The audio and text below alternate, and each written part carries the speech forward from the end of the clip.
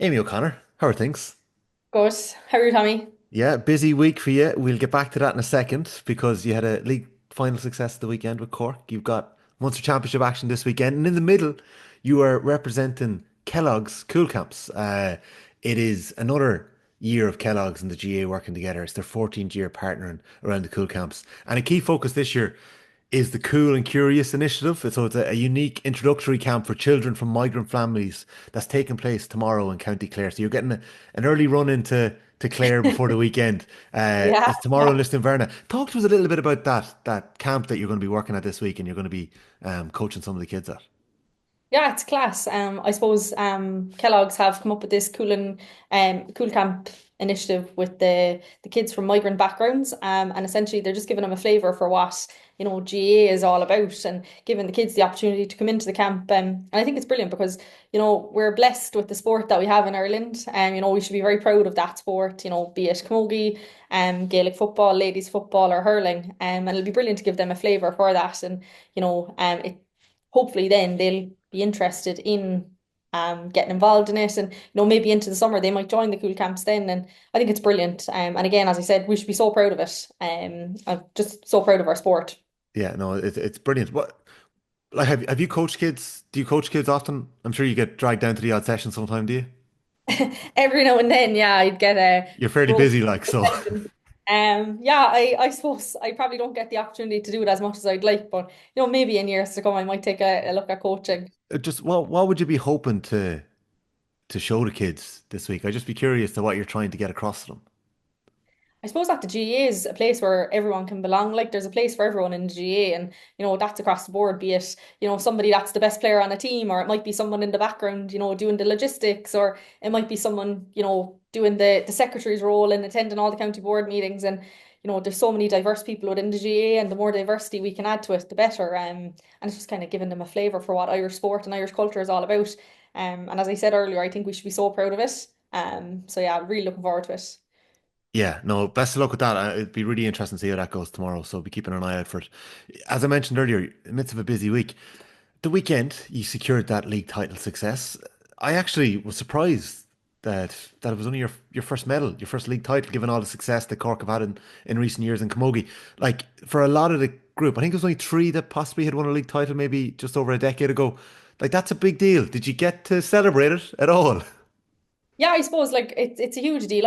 I'm there now probably 12 years and I think they won it the year before I came in and there was a huge group of us that came in at that time all together. But we were delighted. Jesus, I know sometimes people look at the league as like, building block towards championship and wouldn't really be going out to win it or, be trying out a few things, but we were absolutely delighted and we really set out our stall to hopefully go on and win the league and finally we got over the line after all this time.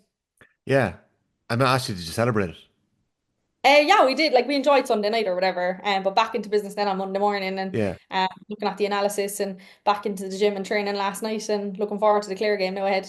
Yeah. Like, do you enjoy that nature of it, rolling from game to game? Like, I mentioned how busy you might be. Like, am I right in saying that you studied to be a pharmacist and you've worked in that area? Are you working in that area now at the minute? Have you moved away from that? Oh, I actually work in technology now, so I work for a Okay. company called Vivo. So we were a startup founded in Cork by a man from my GA club. So the GA has a funny way of working. And I joined them like I'd say 5.5 years ago now. And yeah, I've been there ever since. So whilst I studied pharmacy, I don't really work in that industry anymore. But equally as challenging and equally as enjoyable, I would say. I can imagine. I can imagine you're flat out, and like just we're a lot of the talk about the split season has been, I suppose, focused on football and maybe hurling, but like it's similar in camogie and women's football as well. Like it's non-stop. It's game to game. Is that difficult to kind of equate the two? You mentioned how important it was to actually celebrate the league title before you move on, rather than it being a stepping stone. Was that something that you made sure to do? Yeah, like I suppose like with the split season and what I would say in Camogie, especially in Cork, we've always probably had somewhat of a split season, I would say.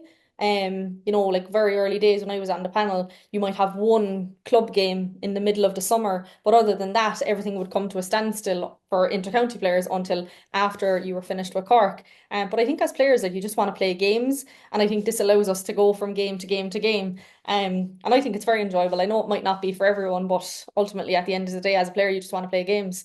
And I think that suits. Yeah, it's ideal for touch and form and staying in the zone, I'd imagine. It is, yeah. And I suppose like, if something didn't go well last week for you, you only have a week to wait to try and rectify it again, which is a nice thing to have. Yeah, that's class. I was interested by this, and I'm putting it to you now. It's up to yourself how you answer it, but I thought it was interesting. Roy Noonan in the Echo this week was writing about Mary White's book Relentless, and I remember reading it a couple of years ago about the Cork ladies footballers, and just speaking about how that can be equated to the journey that this Cork camogie team are on now. And I know there's a difference there, right? But do you see yourselves in those lights? Do you see yourselves chasing down those successes? I suppose to be honest, I never really thought about it. I know it's a bit cliche, but like just going from game to game, really. We've been very fortunate, or I've been very fortunate, and a group of us have been very fortunate that we came in, at a great time, probably born at the right time. And we've had a really good group of people over the last, say, 10, 12 years, from my time, and I'm sure before that as well. And we've had some success, and we've had our years there in the middle. There was 5 years there where we didn't have as much success as we probably would have hoped. But for us, we just kind of look at it genuinely week to week. Obviously, you set out your stall at the start of the year of what you want to achieve, but I think if you look too far beyond or too far into the future, you might get ahead of yourself. So just kind of taking it week by week, really. Yeah, no, it's an interesting one, and it probably is a cliche to an extent, right? The week by week thing, but there's something important in it too. Like I don't know, like I'm trying to think of, and everyone's making the equations with Rory McIlroy this week, but Bob Rotella, his sports psychologist, was talking about how he stayed in the zone and he stayed in the moment, and Bryson was maybe having a go that he wasn't talking to him on the final round, but that was kind of McIlroy all week long. He wasn't letting the weight of history get out on him. He wasn't probably hiding from it, but Yeah. he was trying to stay in the moment as well. So I know it's a cliche, but it is actually a thing too that when you're looking at the big picture, it's important to embrace it, but also be able to focus on the day to day. Yeah, I think that's important as well. Like, just to embrace it. Like, we're in a very fortunate position, to have won an All Ireland in the last 2 years, and you have to be okay with that as well. And we're in a really good position, and you just have to embrace it. And but at the same time, you can't get ahead of yourself, and you won't get to that position where you want to be if you don't do the day to day right. So I never watched golf in my life, but I was hooked to the Masters Were on you? Sunday night. Rory McIlroy, and I actually found it very interesting from a sports psychology perspective, watching him like do certain things. You can see that he's deep breathing at certain times. When things didn't go well, you could see that his walk sped up, and just looking at different things like that. But I do think, like, from our perspective, well, you have to embrace it. You just have to go with it day by day as well. Yeah. We're not going to reach the ultimate goal, or you won't reach your ultimate goal if you focus on it too far into the future.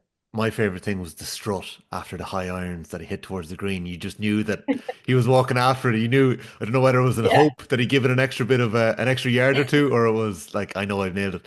Sport, like, would you have worked with sports psychologists or sport? Like, I know you've played soccer as well to a really high level, and like, surely you're interested in that when you're playing sport to such a high level and you're achieving what you're achieving.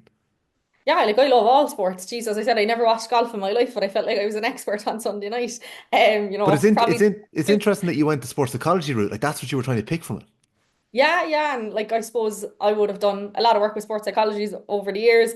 When you're younger, you probably don't appreciate the importance of it, and it's as you get older, you kind of probably buy into it a bit more, and if like set out your routines, and I'd have a routine, before a game, before certain elements of the warm up and so on, and you just build that over time, and you find what works for you. And then I think it takes time to figure all that out, though, from a sports psychology perspective. You don't know that immediately when you come in as a 17, 18-year-old to a panel. Yeah, 100%. Gee, it's so interesting. You could talk about it all day, really, like. But um, I wanted to get your take. Sorry, just to be fair to Rory, who was writing, yeah, I might just give that context to the quote. The book was relentless and it told the story of the Cork footballers' rise from nowhere to achieve a level of success that would be difficult to match again by any county. So that was 10 All Irelands in 11 years. Though they haven't risen from nowhere to the level they are at, the Cork Camogie team has always been in the hunt for titles, and that title could easily be used in regard to the current squad, the relentless nature of it. It sums up exactly where this team are. A driven squad that expect high standards of each other and will fight for every ball to the final whistle. That doesn't matter if they're 10 points up or down. The level of effort amongst the squad is the same. Like, as All Ireland champions, as league champions, entering into this defence now, that's a really good place for your team to be at. Does that ring true to you? It is. It's very important, I suppose, for us to be in that position whereby you're willing to do anything you can for the team. I suppose, like, we played Galway a couple of weeks ago, probably didn't give a good account of ourselves, but ultimately that was because we didn't work hard enough on the day. So like we just, need to set that standard. And I think we did that last Sunday. We set out our stall from very early on and we went after the game. So I think like within our group we do set very high standards, and as a group of players we do take that responsibility on ourselves. And if things are going well, brilliant. But if things are not going too well, you look at yourself first before looking at anyone else. I think we've done a really good job at that over the last few years. But going back to the high standards piece, like we've newer people coming into the group all of the time, and they're putting the older group, say, or the more experienced group under pressure all of the time. And I think you need that, and you need that healthy balance to kind of keep progressing. Yeah. I'm going to end with a quick question on the Clare game. I know I'm not going to get much out of you before that one, but best of luck in it. Munster Championship opener. It's going to be a Yeah. great day in Ennis and Cusack Park. Double header with the camogie Munster Championship and the Clare Cork repeated the All Ireland final last year as well later on. So that'll be fun. I'm covering that for Off the Ball. Can I ask you though about playing so many different sports when you were younger? Like it's just a topic that I'm endlessly interested in. We probably don't have a huge amount of time to get Yeah. into it. But there was a weekend where you played a Gaelic football final, a championship camogie game, and an All Ireland soccer semi final in the one day. Yeah. Like, how the hell were you able to do that?